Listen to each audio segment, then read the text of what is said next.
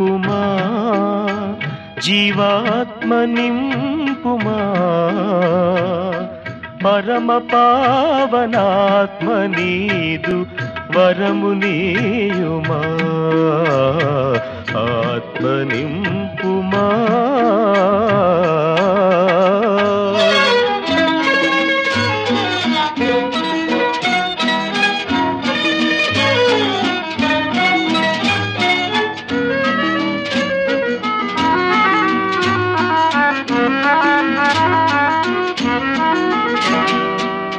కలుషదోష భారములే బ్రతుకు కృంగదీసినవి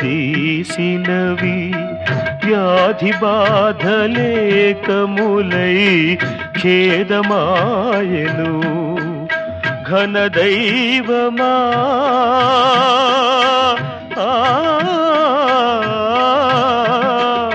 ఘనదైవమా నిదాపు చేర్చి ప్రాపు చూపుమా అనుదినము నీదు ఆశ్రయాన సేదదీర్చుమా ఆత్మ నింపుమా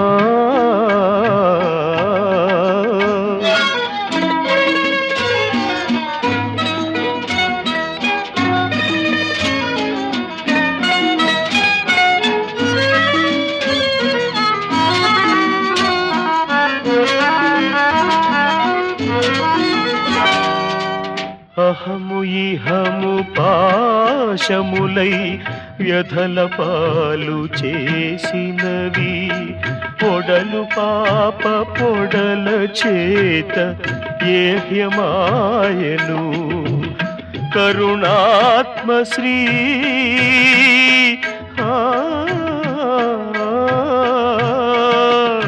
కరుణాత్మశ్రీ ఈ తరుణమిల్చి శరణమీయుమా తృణమైన బ్రతుకు తూలిపోక జాలి చూపుమా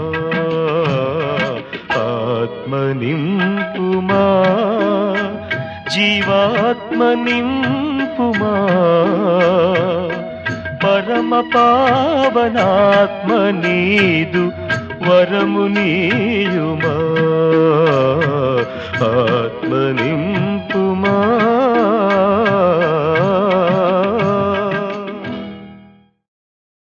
క్రీస్తునందు ప్రియమైనటువంటి వారలారా, ప్రభు అయిన యేసు క్రీస్తు వారి శ్రేష్టమైన నామంలో మీకందరికీ శుభాలు తెలియజేస్తూ వాక్య ధ్యాన ఈ కార్యక్రమం కొరకు మిమ్మల్ని అందరినీ ప్రేమతో ఆహ్వానిస్తూ ఉన్నాం.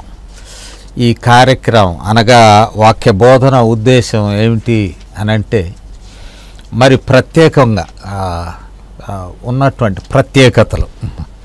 ఒకటి, ఎక్స్పోజిషన్ ఆఫ్ స్క్రిప్చర్స్, వాక్యాన్ని మాత్రమే మనం వివరిస్తూ మరి మిగతా విషయాలకు ఎక్కడన్నా రెలవెన్స్ ఉంటే ఆ విషయాల్లో ఖండించడానికి కానీ ప్రోత్సహించడానికి కానీ బోత్ ఆర్ బ్యాలెన్స్డ్. అంటే ఒక విధంగా విమర్శ, ఒక విధంగా ప్రోత్సాహం, రెండు కూడా సమపాళ్లలో ఉంటూ సరి చేసుకోవాల్సిన వారికి లేక ప్రోత్సహింపబడవలసిన వారికి ఈ వాక్యం ఎంతవరకు వర్తిస్తుందో అంతవరకు మాత్రమే కొద్ది మాటలు తెలియజేస్తూ పూర్తిగా వాక్య విశ్లేషణ లేక వివరణకే ప్రాధాన్యత ఇస్తూ ఉన్నాం. మరి నేటి దినం లేఖన భాగాన్ని పఠించడానికి మనం ఏర్పాటు చేసుకున్న వాక్య భాగము పరిశుద్ధ గ్రంథంలో నుండి పాత నిబంధనలో యెహెజ్కేలు గ్రంథము 37వ అధ్యాయము. నేను 6 వచనాల మట్టుకు చదువుతాను. ఒకవేళ వాక్య ధ్యానంలో ఇంకొంచెం ముందుకు కూడా వెళ్ళవచ్చును. యెహెజ్కేలు గ్రంథము 37వ అధ్యాయము మొదటి 6 వచనాలను నేను చదువుతాను.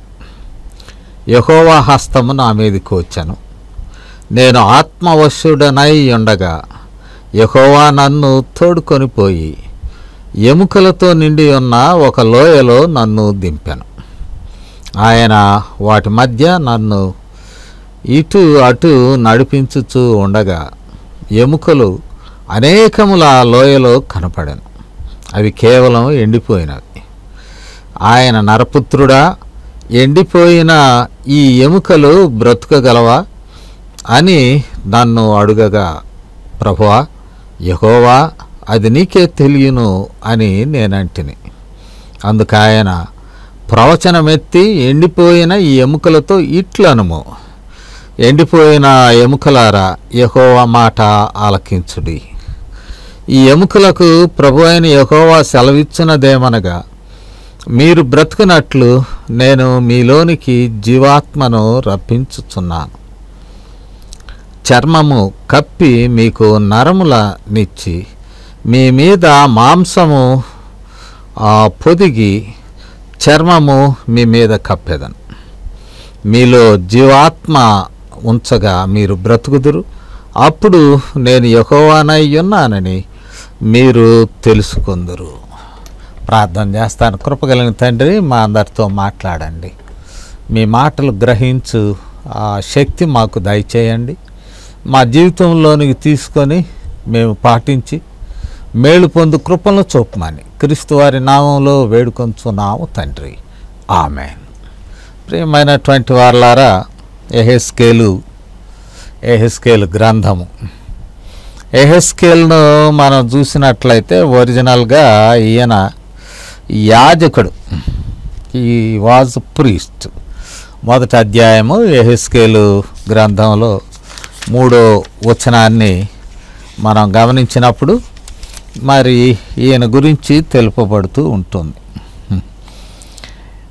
యెహోవా వాక్కు బూజీ కుమారుడును యాజకుడు నాకు యెహెజ్కేలునకు ప్రత్యక్షము కాగా.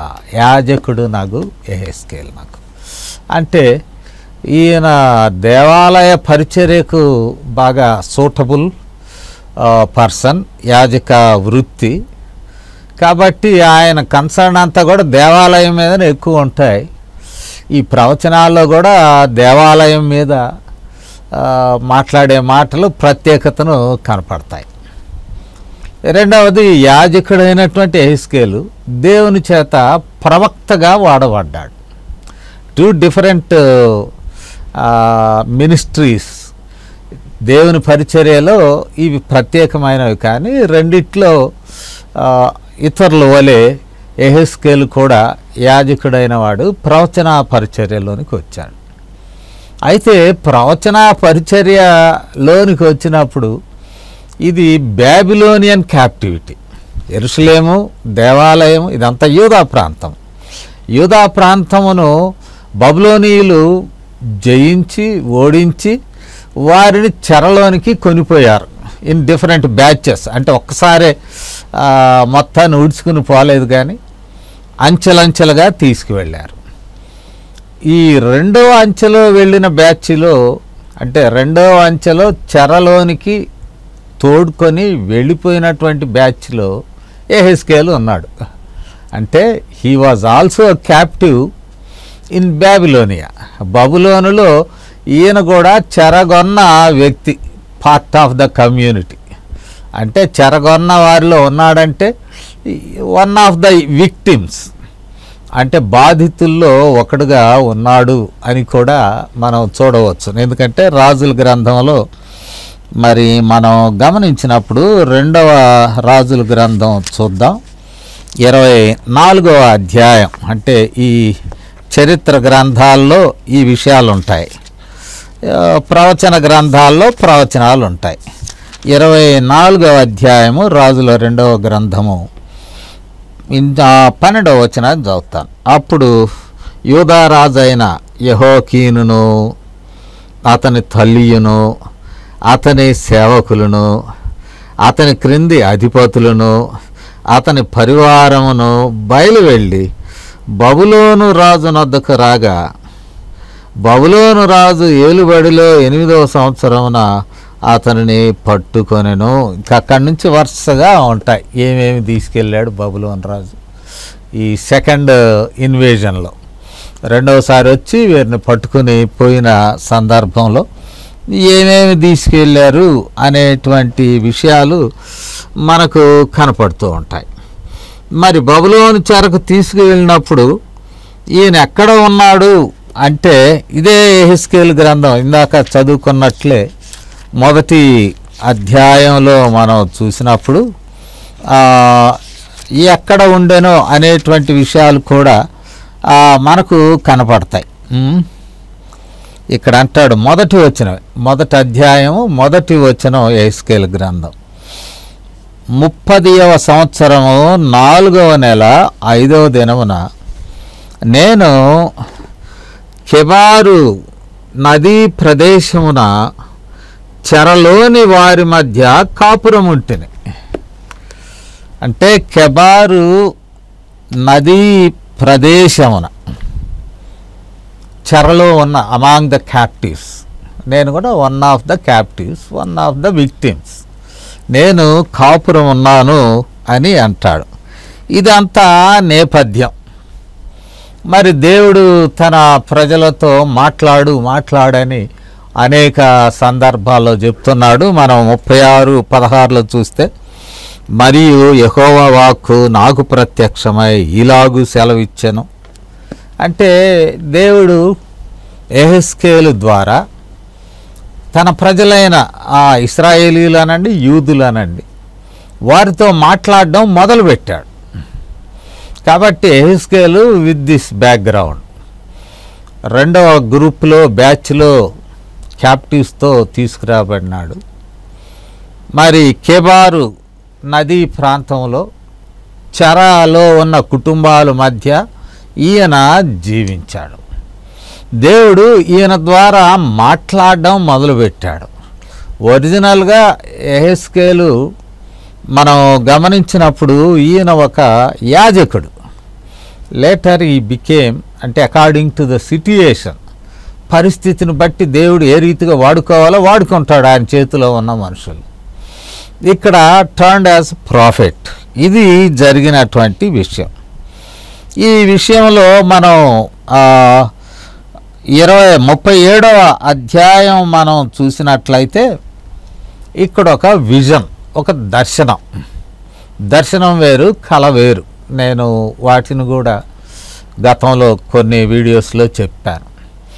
దర్శనము when you are semi conscious, నీ మైండ్ పనిచేస్తూ ఉన్నప్పుడు, మామూలుగా సెక్యులర్ అంటే ముందున్నటువంటి ప్రపంచం నంబ్ అయిపోయి దేవునితో కనెక్ట్ అయిపోయి, మరి విత్ కాన్షియస్నెస్ దేవునితో జరిగేటువంటి చర్చలు కానీ సంభాషణ కానీ కాన్షియస్గా జరుగుతాయి. అక్కడ ఉన్నటువంటి బాహ్య ప్రపంచంలో ఈ కాన్షియస్నెస్ నంబ్ అయిపోతుంది. ఇది దర్శనం యొక్క క్యారెక్టర్. ఇక కళ వేరు. When you are deep sleep, not semi conscious, when you are deep sleep, బాగా మంచి గురక నిద్రలోకి వెళ్ళిపోయినప్పుడు వచ్చాయి కళలు. ఇది దర్శనం. ఈ దర్శనంలో 2 విషయాలు చెప్పడం మనం చూస్తాం. ఏమేమిటంటే, ఒకటి యెహోవా హస్తము, రెండవది ఆత్మవశము. 2 మాటలు. యెహోవా హస్తము నా మీదికి వచ్చెను అనేటువంటి మాట మనం ఇక్కడ చూస్తాం. యెహోవా హస్తము నా మీదికి వచ్చెను. ఇక్కడే ముందు 33:22లో కూడా ఇలాంటి అనుభవాలు ఉంటాయి. దేవుని హస్తము నా మీదికి వచ్చెను అనేటువంటి మాట 22వ వచనం 33వ అధ్యాయం. తప్పించుకునేవాడు వచ్చిన వెనుకటి సాయంత్రం యెహోవా హస్తము నా మీదికి వచ్చెను. అంటే ఇట్ గివ్స్ స్ట్రెంగ్త్. దేవుని యొక్క హస్తం నా మీదకి వచ్చెను. రెండవది అంటాడు, ఆత్మ వశమైపోయాను, లేక ఆత్మ వశంలోనికి వెళ్ళిపోయాను. ఆత్మ వశము అనేటువంటి మాట కూడా మనం చూస్తాం. అంటే దేవుని ఆత్మవశం అంటే మామూలుగా జనరల్ స్పిరిట్స్ కాదు, హ్యూమన్ స్పిరిట్స్ కాదు. దేవుని ఆత్మ వశములోనికి నేను వెళ్ళాను అనేటువంటి మాట ఇక్కడ కనబడుతూ ఉన్నది. ఆత్మ వశములోనికి వెళ్ళి ఉండగా ఇక్కడ జరిగినటువంటి సంఘటనలు మనం చూస్తాం. ఏమైందంటే ఇక్కడ ఈ అధ్యాయంలోనే మొదటి 2 వచనాల్లో మనం చూసినట్లయితే, యెహోవా నన్ను తోడుకొని పోయి ఎముకలు నిండి ఉన్న ఒక లోయలో నన్ను దింపెను. అంటే ఒక చోట నుండి మరొక చోటకి తీసుకొని వెళ్ళడం. ఇదొక సూపర్ నేచురల్ పవర్. దేవుని ఆత్మ ఆయనను మరి when he was in semi conscious ఆయనను తీసుకొని పోయి ట్రాన్స్పోర్టెడ్ మరొక చోటకి తీసుకొని వెళ్ళి అక్కడ ఉంచెను అనేటువంటి మాట. ఒక వ్యాలీలో ఇందాక చెప్పుకున్నాం, సమీపంలో ఉన్నది కేబారు నది. ఆ నదీ లోయలోనేమో అని అంటారు. అంటే he was living near this river. ఈ నది లోయ ప్రాంతంలోనికి తీసుకొని వెళ్ళాడేమో అనేటువంటి మాట మనకు చూస్తాం. మరి అక్కడికి వెళ్ళేసరికి ఇక్కడ ఉన్నటువంటి వారెవరు? ఎముకలతో నిండి ఉన్న ఒక లోయలో నన్ను దింపెను. ఎముకలు, ఏమి ఎముకలు, ఎవరి ఎముకలు, ఆ ఎముకల యొక్క ప్రత్యేకత ఏమిటి అని మనము ఇంకొంచెం దిగువలో మనము చూసినట్లయితే 9వ వచనాన్ని నేను చదువుతాను. చివరి భాగం, జీవాత్మ నలుదిక్కుల నుండి వచ్చి హతులైన వీరు, హతులైన వారు. మరి ఎక్కడ హతులైనారు? వారు ఒకవేళ యుద్ధంలో హతులైనటువంటి ఇశ్రాయేలీల అయి ఉండవచ్చును.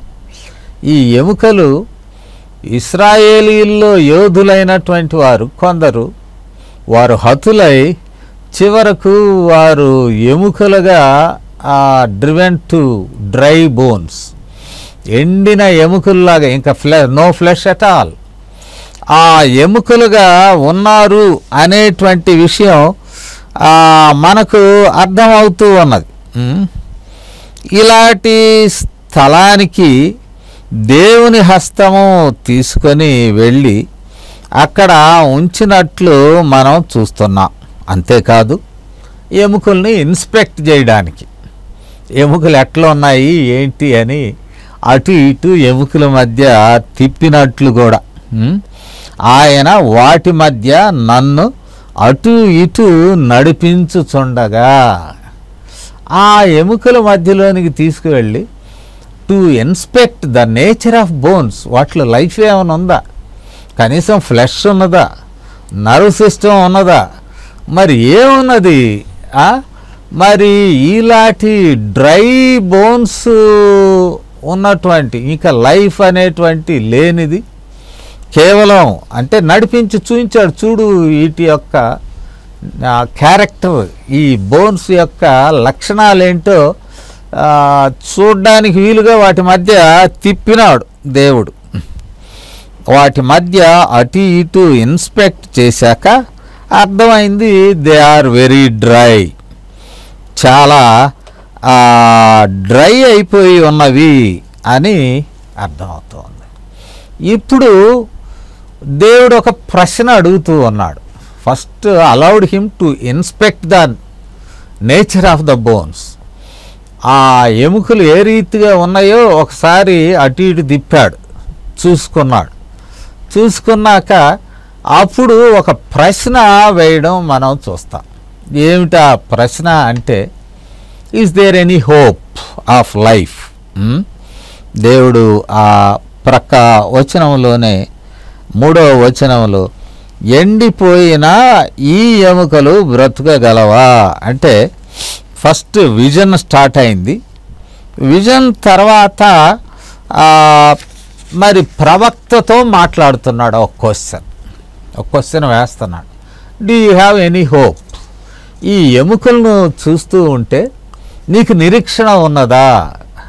ఈ ఎముకలు బ్రతుకుతాయి, లైఫ్లోకి వస్తుంది అనేటువంటి నిరీక్షణ ఉన్నదా అంటే మరి ప్రవక్త అంటాడు ఆయన నిరీక్షణను నేరుగా చెప్పలేకపోయినాడు. He could not tell about his hope in dry bones. ఈ డ్రై బోన్స్లో ఆయన యొక్క నిరీక్షణను ఆయన తెలుపలేకపోతున్నాడు. అందుకని మధ్య మార్గంలో చెప్తున్నాడు. అంటే మరి నిరీక్షణ ఉన్నదా లేదా అనేటువంటి ప్రశ్న కూడా మనం వేయవచ్చును. కానీ తెలివిగా చెప్పాడు దేవునికి, అది నీకే తెలుసు ప్రభువా, నీకు తెలిసినటువంటి విషయమే అనేటువంటి మాట ఇక్కడ వాడటం మనం చూస్తాం. ప్రభువా యెహోవా అది నీకే తెలియనని నేను అంటేని. ఈ పరిస్థితులలో క్వశ్చన్ ఆఫ్ ఫెయిత్. అంతేకాదు ఆ మాటలు విశ్వాస సంబంధమైన మాటలు పలికేటువంటి ఆ ప్రవక్తకు విశ్వాసం ఏ స్థాయిలో ఉన్నది. ఇది నేను వ్యక్తిగతంగా కూడా ఐ హ్యావ్ ఎక్స్పీరియన్స్. ఎక్కడ మరణం జరిగినా సమాధి కార్యక్రమంలో నిరీక్షణ గురించి మాట్లాడతాను.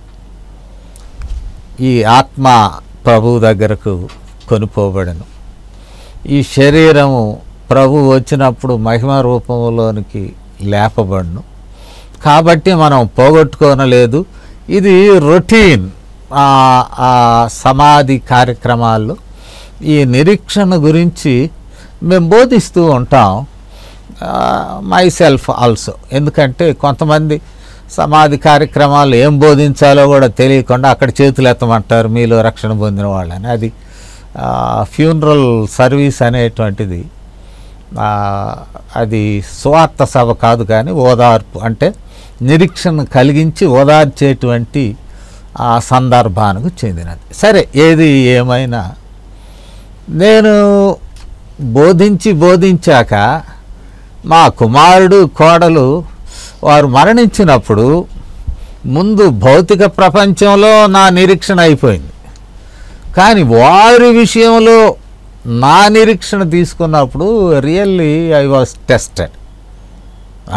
హృదయంలోనే, do you really believe in resurrection? నువ్వు నిజముగా నమ్ముచున్నావా, ఊరికి నీ వృత్తి ప్రకారం బోధిస్తూ ఉన్నావా? ఈ నీ కుమారుడు మరి పునరుద్ధాన దినమందు ఈయన మహిమ శరీరం లేపబడుతుందా ఈ మర్త్యమైన ఈ శరీరంలో నుండి, లేక ఆయన ఆత్మ ప్రభు దగ్గర మరి సురక్షితంగా ఉండేనా? ఈ ప్రశ్నలు do you believe, strongly believe to practice it. అనగా ప్రవక్తకు కూడా నిరీక్షణ అవసరం. ఇది కూడా అదే, డెత్ అండ్ రిజరక్షన్. డెత్ అనేది ఎంతవరకు వెళ్ళిందంటే బోన్స్ ఎండిపోయి ఉన్నాయి, ఇంకా ఫ్లెష్ కానీ నర్వ్ సిస్టమ్ కానీ స్కిన్ కానీ ఏదీ లేదు. అంత నిరాశ దీనిలోకి వెళ్ళాక దేవుని యొక్క ప్రశ్న very opt, do you believe? దేవునికి ఆ శక్తి ఉన్నదని నీవు నమ్ముచున్నావా? లేక దేవుని కలిగినటువంటి ప్రియజనులారా, మరి ఈ ప్రజల్లో మధ్యలో ఉన్నావు నువ్వు, you are also living among the captives. మరి మీకు ఆ విశ్వాసం ఉన్నదా? ఈ ప్రశ్న వేయడం దేవుడు ప్రవక్తలకు ఎప్పుడు వేస్తానే ఉంటాడు ఈ ప్రశ్న. ఇక్కడ ఎస్కేల్ అయితే మధ్యస్థ మార్గంలో వెళ్ళిపోయాడు, నీకే తెలుసు ప్రభువా అనేటువంటి మాట. కానీ ప్రవక్త నమ్మవలసి ఉన్నది. సరే, ఇక్కడ ప్రవక్త ఆయన యొక్క పిలుపు, once he was priest, now he became a prophet. Prophet అనగా ఒకని పక్షముగా మరొకనితో మాట్లాడువాడు, the person who speaks to the people on behalf of other. ఇక్కడ ఎవరంటే యెహోవా పక్షముగా మాట్లాడువాడు, యెహోవా ఇలాగ సెలవిచ్చుచున్నాడని మాట్లాడు వ్యక్తి అయి ఉన్నాడు. ఈ విషయాలు మనం గమనించినప్పుడు ఈ యెహెజ్కేలు a necessary instrument for God to communicate his message.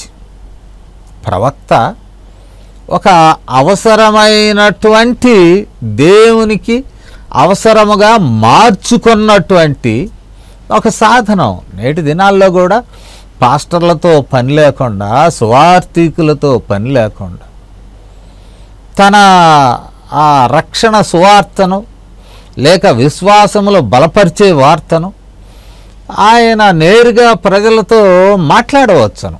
అంతేకాదు, పరలోకములో బలమైన దేవదూతలు ఉన్నారు. వారిని ఈ పనికి అప్పగిస్తే వారు చక్కగా నెరవేర్చి ముగిస్తారు. బలహీనమైన శరీరంలో ఉన్న మరి ఈ వీరికి ఈ బాధ్యత దేవుడు ఎందుకు అప్పగిస్తున్నాడు? వారిని ఈ బాధ్యతలో ఆయన కంపల్సరీగా చేసుకుని వారికి ఎందుకు ఇంట్రెస్ట్ చేస్తున్నాడు? పేతురు ముమ్మారు బొంకినను మరలా ఆయనను పిలుచుకొని, ఇదిగో పేతురు, వీరందరికన్నా నన్ను ప్రేమిస్తున్నావా? To reaffirm. ఎందుకు ఈయన్నే వదిలేసేయచ్చు కదా? ఒకసారి బొంకాడు, త్రో హిమ్ అవే, ఇంకొకరిని సూటబుల్ పర్సన్ని తీసుకోవచ్చు కదా. నీవు బలహీనమైన వాడివి, నేను బలహీనమైన వాడిని, మనలో స్కిల్స్ లేవు, సామర్థ్యం లేదు. పక్కకు దోసేసి మరొకడు స్కిల్ఫుల్ ఫెలోస్ ఉంటారు కమ్యూనికేషన్లో, కమ్యూనికేటింగ్ స్కిల్స్ బలముగా ఉన్నవాళ్ళు, అట్రాక్టివ్ పర్సనాలిటీ ఉన్నవాళ్ళు, ఎర్రగా బుర్రగా. నాకు ఒక సంఘం తెలుసు, వాళ్ళకి ఎర్రగా బుర్రగా ఉన్న పాదిరి కావాలి. ఎప్పుడైనా చాలామందిని పరిచయం చేశాను, చూడండి ప్రయత్నం చేయండి అని. అంటే వాళ్ళు చివరికి ఎర్రగా బుర్రగా ఉన్నటువంటి పాదిరి. ఆయన ఒక్కసారి వీళ్ళని ముంచి అడ్రస్ లేకుండా పోయాడు. అంటే మానవ దృష్టిని నేను చెప్తూ ఉన్నాను. ఇతను కాదు, ఇతను కాదు, ఇతను.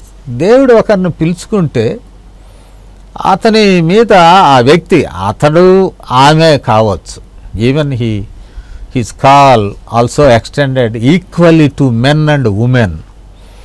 ఇంకా transgenders also part of his creation.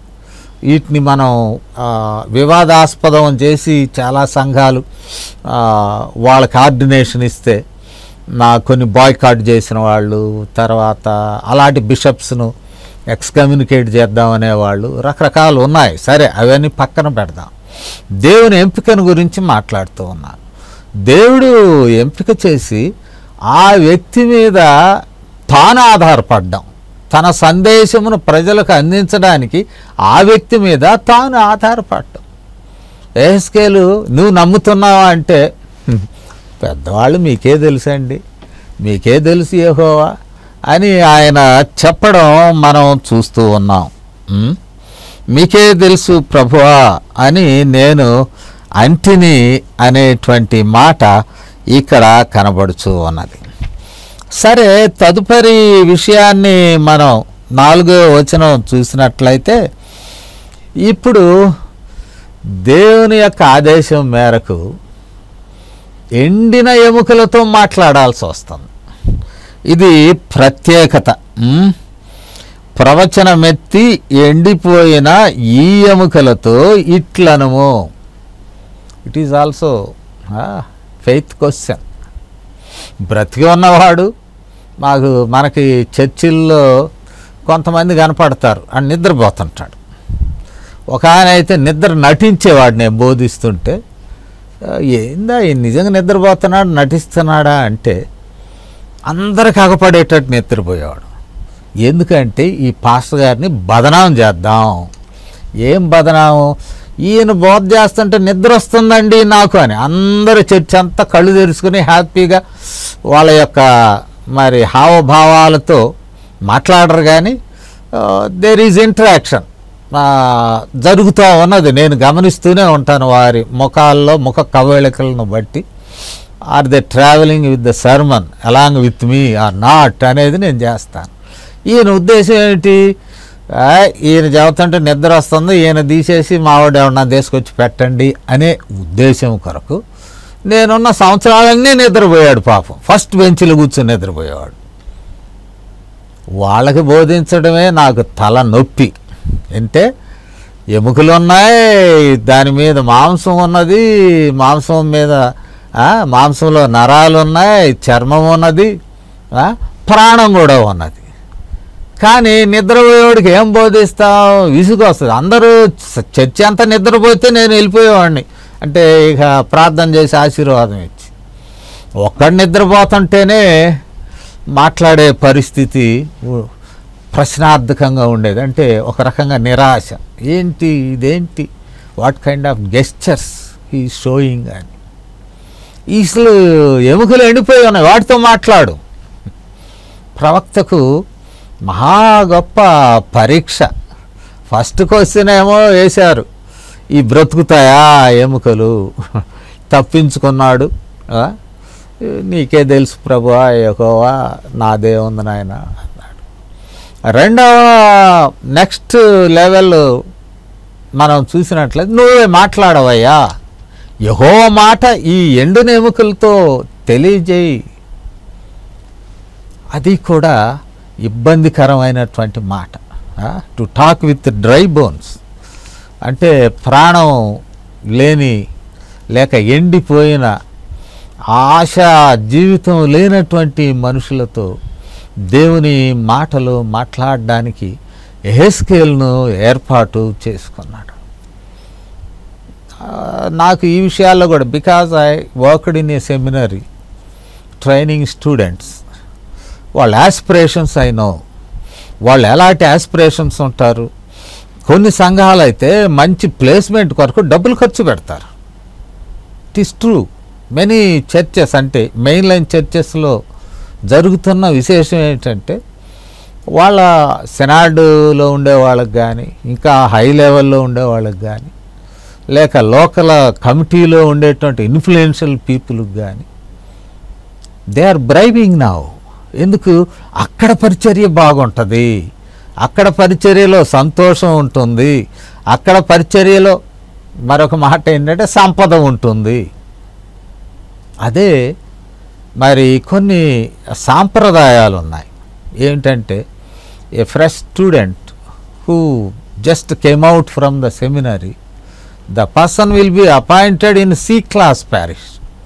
అంటే గ్రామీణ స్థాయిలో అపాయింట్ చేస్తారు. అది వాళ్ళ రాజ్యాంగంలో ఉంది, లేకపోతే వాళ్ళ గ్రామంలో ఉండరు కూడా. తీసుకొచ్చి అక్కడ వేయాలి, 5 ఏళ్ళు అక్కడ పని చేయాలి. C class అంటే గ్రామీణ ప్రాంతంలో పని చేయాలి. పని చేశాక ఆఫ్టర్ 5 years వారి పెద్దలకు ఇష్టమైతే B classకి తీసుకొస్తారు. B classలో కొంతకాలం చేశాక A classకి తీసుకెళ్తారు. అది వారి యొక్క దాన్ని ఏమంటాం, పరిపాలనా విధానములు. కానీ C classలో వేసిన వాళ్ళు మంచి చదువే. మా దగ్గర బీడీ చేసేవాళ్ళు ఆ దినాలు, కొందరు MTH లేటర్ ఇయర్స్. వాళ్ళు ఇంత చదువుకున్నామండి, secular degree, again 4 years BD, మరలా 2 years అడ్వాన్స్డ్ స్టడీస్. మమ్మల్ని తీసుకెళ్ళి పల్లెటూరులో వేస్తే మేమేం చేస్తాం సార్, వాళ్ళంతా కూలిగిపోతారు, పగులేవుడు ఉండడు ఇంటికాడ, వచ్చేది మాటాల. వాళ్ళకి ఏదన్నా ప్రార్థన పెడితే వాళ్ళు నిద్రపోతుంటారు వచ్చి. నేను చెప్పేవాడిని, నిద్ర ఇద్దరిది బాధ్యత, నిద్రపోయేవాడిది నిర్లక్ష్యం. నీ భాష కూడా నిద్ర బుచ్చే భాష వలన కూడా నిద్ర వస్తుంది. So don't blame one person, ఒకవైపు వన్ పార్ట్. నిద్రపోయేవాడు వాడిది నిర్లక్ష్యం ఉంటుంది. రెండోది నీ దాన్ని ఏమంటాం, నీ మాటలు, నీ సందేశం కూడా నిద్రపుచ్చేదిగా ఉంటుంది. ఇద్దరు both of you are partners in a sermon. ఒక ప్రసంగంలో బోధించేవాడు, బోధింపబడేవాడు, ఇద్దరు భాగస్వాములు, ఈక్వల్లీ అకౌంటబుల్ ఆల్సో. చర్చికి వెళ్ళేవాడు కూడా నేను నిద్రపోవటానికి వెళ్తున్నానని అనుకుంటూ వెళ్ళకూడదు. ఎందుకంటే నువ్వు బాగా మంచం మీద పడుకున్నా నిద్ర రా, కొంతమంది మాత్రలు వేసుకుంటారు. నువ్వు వర్టికల్గా కూర్చుని నిద్రపోవటం అంటే అదొక కళ అసలు. అంటే నిర్లక్ష్య స్థాయి ఎంత ఉందో, అట్లాగే పాదిరి గారికి కూడా అంతే బాధ్యత ఉంటుంది. ఇవన్నీ these are the dynamics in preaching.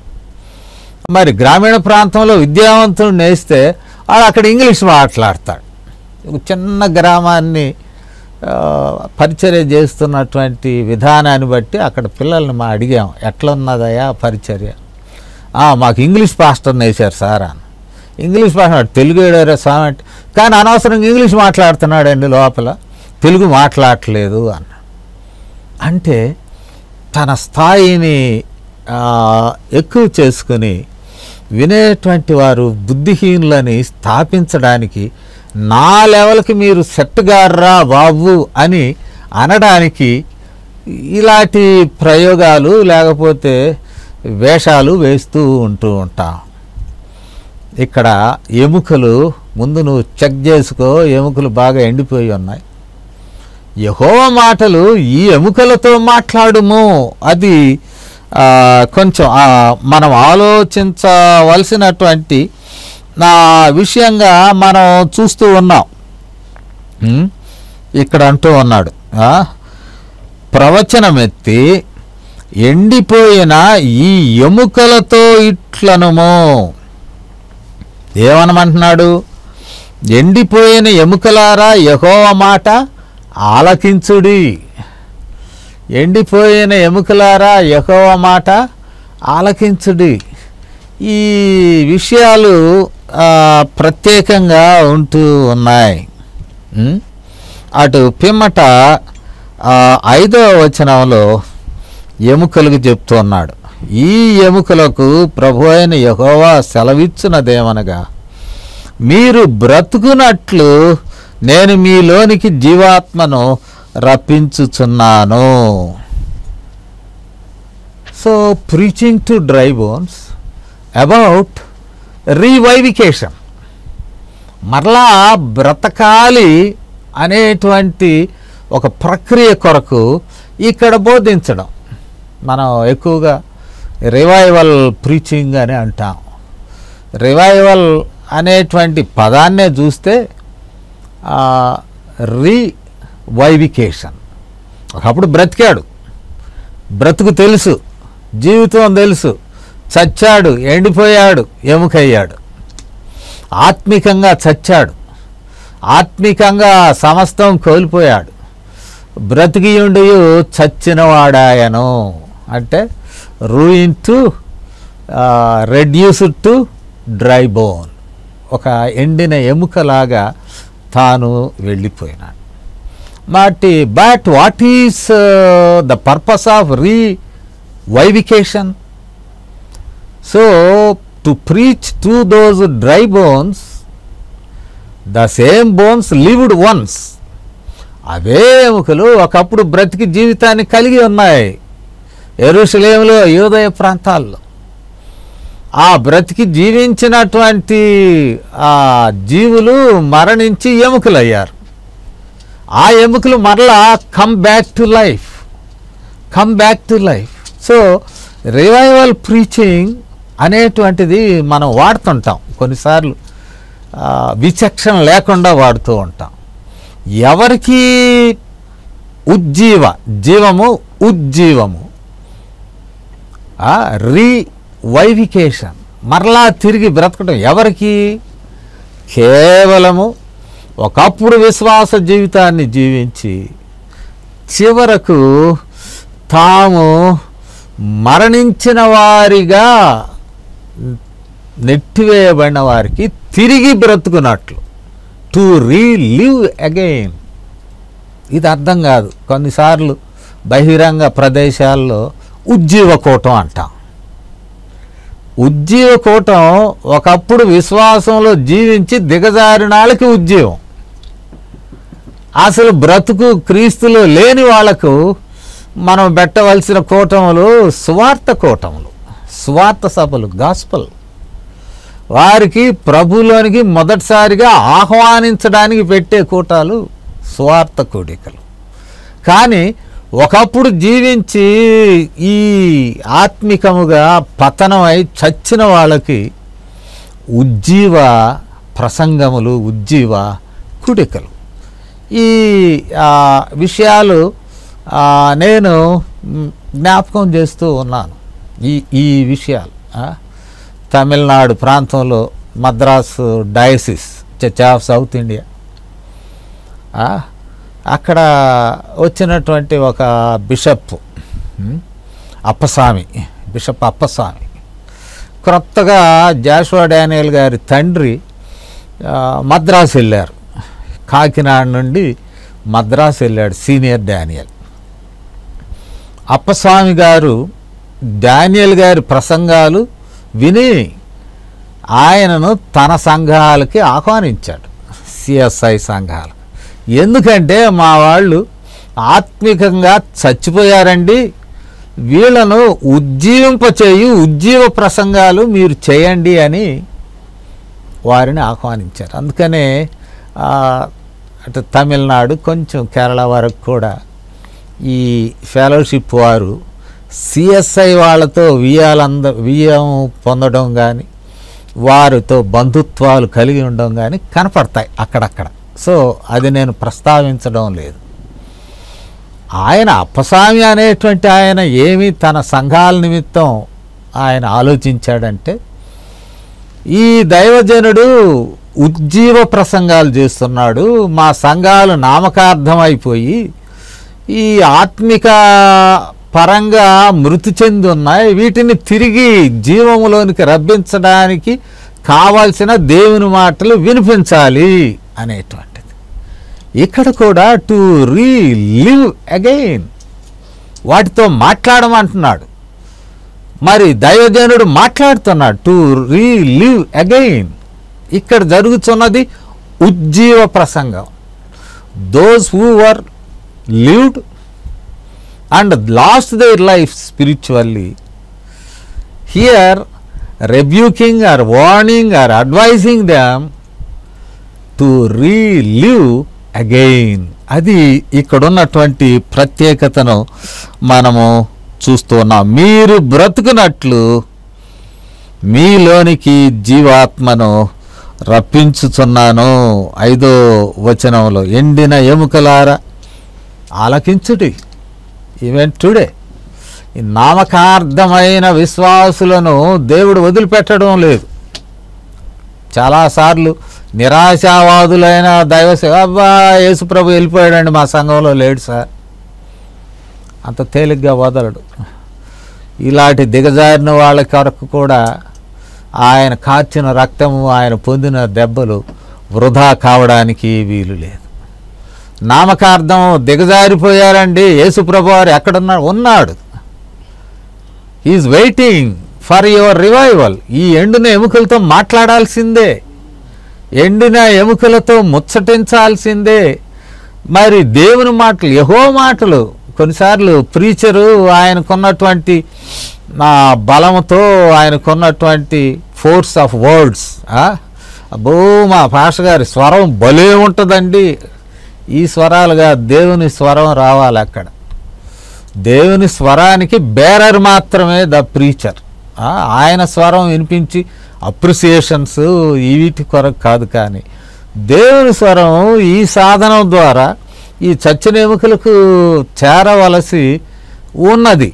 అది కీలకమైనటువంటి విషయంగా మనం చూస్తున్నాం. ఈ స్వరం వినిపింప చేస్తూ మరి యెహెజ్కేలు తప్పుకోలేదు.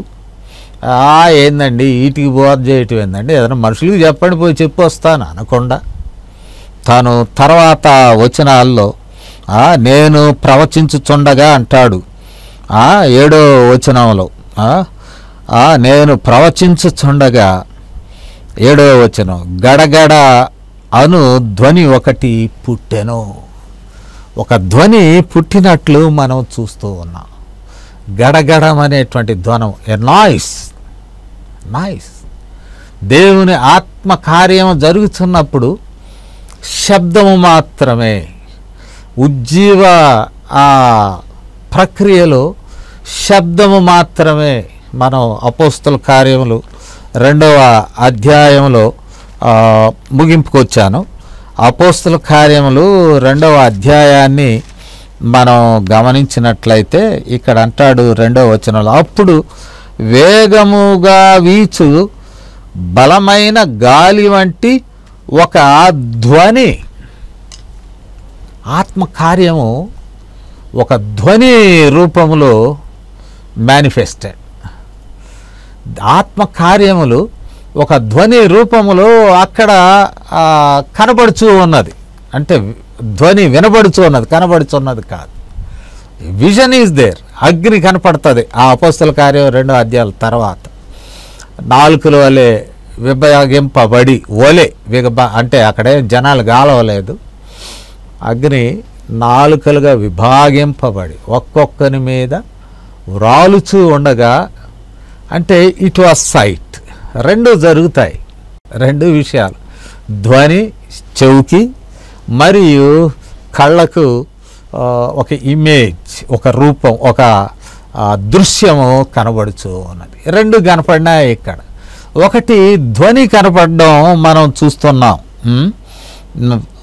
గడగడమను ధ్వని కలిగెను, అప్పుడు ఎముకలు ఒకదానితో ఒకటి కలుసుకొనెను. ఉజ్జీవములో ప్రక్రియలో మొదటి thing, the basic thing is alignment or realignment of bones. అందుకనే ధ్వని వచ్చినది. అంటే స్కెల్టన్ అది సరిగా ఏర్పడాలి. రీఅలైన్మెంట్ దేవుడు ఊరికనే ఇవ్వలేదు, జీవము లోపలికి రాలేదు. జీవం ఇవ్వడానికి ముందు ఎముకలు ఒక రూపంలోనికి రావాలి. ఇది కీలకం. అట్లాగే ఆది సంఘంలో కూడా వారందరూ ప్రార్థనలు చేయుచు మేడగదిలో కనిపెట్టుచు ఉండగా ఆత్మకార్యం జరిగినది. దానికి ముందు ప్రిపరేషన్ ఈజ్ దేర్. యెహోవా దేవుడు కూడా తన యొక్క రూపములో మట్టితో ముందు చేశాడు ఒక మనిషిని, మానవుణ్ణి. అంటే అది ఫస్ట్ అలైన్మెంట్, ఇది రీఅలైన్మెంట్. సృష్టిలో మొదటిసారిగా ఒక రూపంలో మట్టిని నిర్మించాడు. హవ్వ విషయానికి కూడా వస్తే ఒక ఎముక తీసుకెళ్ళి మరలా అలైన్మెంట్ జరిగినది. ఒక రూపములో జరుగుతుంది ఈ ఉజ్జీవ ప్రక్రియ. దానికి ముందు రూపము, క్రమము అవసరం. సంఘాల్లో కూడా క్రమము నీడ్ టు బి రెస్టోర్డ్. ఒక క్రమము రావాలి. మినిస్ట్రీలో ఒక క్రమం మరలా రూపుదిద్దుకొనాలి. అక్రమం జరిగేటప్పుడు ఆల్ ఆఫ్ సడన్ ఉజ్జీవింపబడతారని కాదు, అక్రమము పోయి క్రమము రావాలి. అది గడగడ అనే ధ్వనితో ఆ ఎముకలు వాటి స్థలంలోనికి చేర్చబడినాయి. అది ఇక్కడ జరిగినటువంటి విషయాన్ని నేను జ్ఞాపకం చేస్తున్నాను. ఒక ధ్వని పుట్టెను, తర్వాత కనపడినవి, అవి ఒకదానితో ఒకటి కలుసుకొనెను. 7వ వచనంలో ఎప్పుడైతే ఈ అలైన్మెంట్ జరిగినదో మిగతా ఇవన్నీ కూడా నరములు, మాంసము, చర్మము ఇవి వచ్చేసినాయి. అంటే ఒక రూపము, పరిపూర్ణమైన రూపం వచ్చినది. ఎముకలు ఒక షేప్లోకి వచ్చినాయి. నరాలు, మాంసము, చర్మము అన్నీ సెట్ అయిపోయినాయి. లైఫ్లెస్. అంటే సంఘము ఉజ్జీవింపబడ్డంలో రూపం తెచ్చుకోవడం మంచిదే. దేవుని ఆత్మ లేకపోయినట్లయితే ఆ రూపం వృధా. దేవుని ఆత్మ అక్కడ ఆ ఆలయం మీద, సంఘం మీద, లేక జీవి మీద కృమ్మరింపబడాలి. అది జరగవలసినటువంటి విషయం. ఇక నెక్స్ట్ ఫైనల్ స్టెప్ మనం చూసినప్పుడు ఈ 9, 10 వచనాలు మనం చూసినప్పుడు, నరపుత్రుడా జీవాత్మ వచ్చునట్లు ప్రవచించుము. అప్పుడు 10వ వచనం, ఆయన నాకు ఆజ్ఞాపించినట్లు నేను ప్రవచింపగా జీవాత్మ వారిలోనికి వచ్చెను. తర్వాత అంటాడు, మహాసైన్యమై వారు నిలిచారు. ప్రియమైనటువంటి వారలారా, నేను ఈ ప్రక్రియ విధానాన్ని నేను వివరించాను. ఫస్ట్ థింగ్ ప్రవక్త. He was priest. అందరు విశ్వాసులు కూడిన స్థలంలో ఆయన నిలవబడి బలులు అర్పణలు అవన్నీ నిర్వహిస్తూ దేవాలయ ఆరాధన క్రమాన్ని నడిపించేటువంటి వాడు. అలాంటి ఆయనని తీసుకుని వచ్చి ప్రవక్తగా మార్చాడు. ప్రవక్తగా అంటే దేవుని మాటలు యెహోవా దగ్గర నుండి తాను తీసుకొని చెప్పమన్న మాటలు, ఇష్టానుసారమైన మాటలు కాదు, ఆ టార్గెటెడ్ ఆడియన్స్ వారికి తెలియజేయడం. రియాక్షన్ ఆయనకి సంబంధం లేదు. ఇర్మియాకు చాలా నెగటివ్ రియాక్షన్ వచ్చినాయి, ఇబ్బంది పెట్టారు ఇర్మియా. ప్రభువా నాకెందుకు, నన్ను ఎందుకు పిలిచావని చాలా వాదిస్తాడు దేవునితో. యెహెజ్కేలు ఈ సందర్భంలో to prophesize, to preach to dry bones. మరి ఎక్కడో ఆలయంలో బ్రహ్మాండంగా యాజక వృత్తి చేస్తూ ఆ సనపనార వస్త్రాలు బ్రహ్మాండంగా ఉండవలసిన వాడు ఎముకలతో నిండిన లోయలోనికి వచ్చి ఎముకలతో మాట్లాడడానికి దేవుడు పురికొల్పాడు. కాబట్టి ద నేచర్ ఆఫ్ మినిస్ట్రీ మన చేతిలో లేదు. పిలిచిన దేవుడు ఎలాంటి మినిస్ట్రీలోనికి మనల్ని ప్రవేశింపజేయుచున్నాడో మనం గుర్తెరిగి becoming conscious and submitting our self ఆ దేవుని చేతిలో మనం పెట్టుకుంటే దేవుని కార్యములు మన ద్వారా జరిగింపబడతాయి. మరొక విషయాన్ని మనం చూస్తే, మరి దేవుడు తాను నేరుగా చేయగలడు. మాటతో ఎంత సృష్టి జరిగినది మనకు తెలుసు. ఒక మాటతో, మాట సెలవీయగా మాట సెలవు. కానీ ఇక్కడ మనం చూసినట్లయితే నరపుత్రుణ్ణి సాధనంగా చేశాడు. ఒకరిని పిలిచాడు, అతనికి అధికారం ఇచ్చాడు, అవకాశం ఇచ్చాడు. ఆ నరపుత్రుడైన వాడు మరి ప్రవచించుతూ ఉండడం మనం చూస్తున్నాం.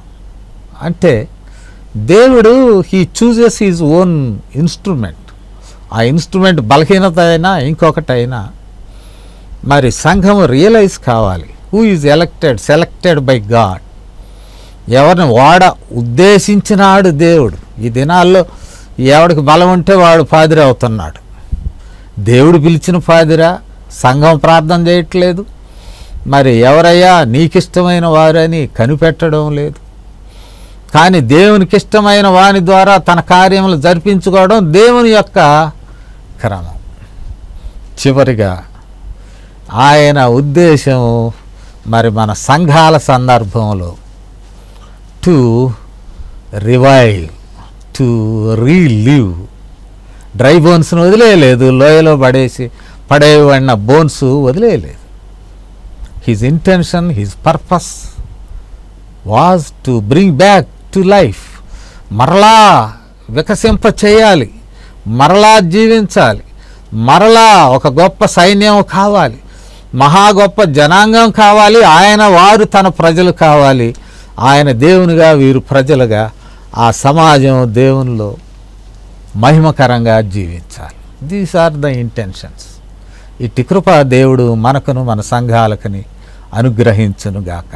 ప్రార్థన చేస్తాను. కృప కలిగిన తండ్రి, మమ్మల్ని బ్రతికించుటకు మీ ప్రియకుమారుడైన యేసుక్రీస్తు వారు మా మరణంలో ఆయన పాలువాడై మా తండ్రి నాయన, ఆయన తిరిగి లేచుట ద్వారా ఆయనలోని ఆత్మ ద్వారా మమ్మల్ని కూడా జీవింపజేస్తున్నాడు. ఈ విషయాలు మేము ధ్యానిస్తూనే ఉన్నాము మా తండ్రి. మాకును వ్యక్తిగతముగా, మా ప్రియులకును విశ్వాస సమాజములకును మీరు ఉద్యమమును కలుగు చేయము. మీకిష్టమైన సేవకులకు ధైర్యము నింపము. మీ కార్యములు జరిగించి మీరు మహిమనందమని, ఈ దినపు వర్తమానమును ఆశీర్వదించమని క్రీస్తు వారి నామములో విన్నపాలను వేడుకొంచున్నాము తండ్రి. ఆమెన్. తండ్రి, కుమార, పరిశుద్ధాత్మ త్రియేక దేవుని దీవెన మనకిప్పుడును సదాకాలము తోడైయుండును గాక. Amen. Greetings in the name of our Lord Jesus Christ. మన ప్రభువును రక్షకుడైన యేసుక్రీస్తు వారి అత్యున్నతమైన నామంలో సంఘమంతటికి శుభములు తెలియజేస్తూ ఉన్నాను. ఈరోజు మనకు వాక్యోపదేశం చేసినటువంటి పాస్టర్ జాన్ ప్రభాకర్ గారికి సంఘపక్షంగా నేను వందనాలు తెలియజేస్తూ ఉన్నాను. మరి ముఖ్యంగా కొన్ని విషయాలను నేను సంఘంతో పంచుకోవాలని చెప్పి ఇష్టపడుతూ ఉన్నాను. అవి ఏంటంటే, అధికార మార్పిడి అనేటువంటిది ఎల్లప్పుడూ స్వాగతించదగ్గదే. మేము కూడా మా టర్మ్ అయిపోయిన తర్వాత అధికార మార్పిడి చేయడానికి మేమంతా కూడా ఇష్టంగానే ఉన్నాము. అయితే దాన్ని ప్రాపర్గా చేయాలని చెప్పేసి మేము ఇప్పుడు ఉన్నటువంటి ఆ 145 సెక్షన్ని ఎత్తివేయడానికి పోలీస్ అథారిటీస్ తోటి, నాయకులతోటి, అందరితోటి మేము మాట్లాడటం జరుగుతుంది. నేనైతే మంచి పరిణామాన్ని ఎక్స్పెక్ట్ చేస్తూ ఉన్నాను. శుభ పరిణామం వస్తుందని చెప్పి నేను అనుకుంటున్నాను. నా పర్సనల్ ఒపీనియన్ ఏంటంటే, ఎప్పుడు కూడా సంఘంలో ఏక మనసుతో ఏకారాధన జరగాలి అని చెప్పేసి నేను ఇష్టపడుతూ ఉన్నాను. అంటే చర్చిని వదిలిపెట్టి మనం అటువైపు ఇటువైపు కొంతమంది ఆరాధనలు జరుపుకుంటూ ఉన్నాం. ఇప్పుడు ఉత్తరం వైపు ఆరాధనలు కూడా జరగట్లేదు. ఎందుకంటే బికాస్ 145 సెక్షన్ ఉంది కాబట్టి అది కూడా ఎత్తివేయడానికి మేము నాయకులతోటి, అధికారులతోటి మాట్లాడుతున్నాం. త్వరలో అది ఎత్తివేస్తారు. మంచి పరిణామం జరుగుతుందని చెప్పి నేను అనుకుంటున్నాను. ఏక మనసుతో మనం చర్చిలోకి వెళ్ళి ఏకారాధన జరిపించుకోవాలని చెప్పేసి నేనంతా ఇష్టపడుతున్నాను. ఈ విషయంలో మనకి చాలామంది మన సంఘస్థులు, సంఘ నాయకులు, పెద్దలు అందరూ సహకరిస్తూ ఉన్నారు. వారు కూడా మాతో మాట్లాడుతూ ఉన్నారు. వారందరికీ సంఘపక్షంగా నేను ధన్యవాదాలు తెలియజేస్తూ ఉన్నాను. త్వరలోనే మంచి వార్త, శుభవార్త మనం వినబోతూ ఉన్నాం. ఆరాధన మనం చర్చిలో జరిపించుకుంటాము అని చెప్పేసి నేను ఆశతోటి మీకు అందరికీ మరొకసారి క్రీస్తు నామములో ధన్యవాదాలు తెలియజేస్తూ ముగిస్తున్నాను. Thank you.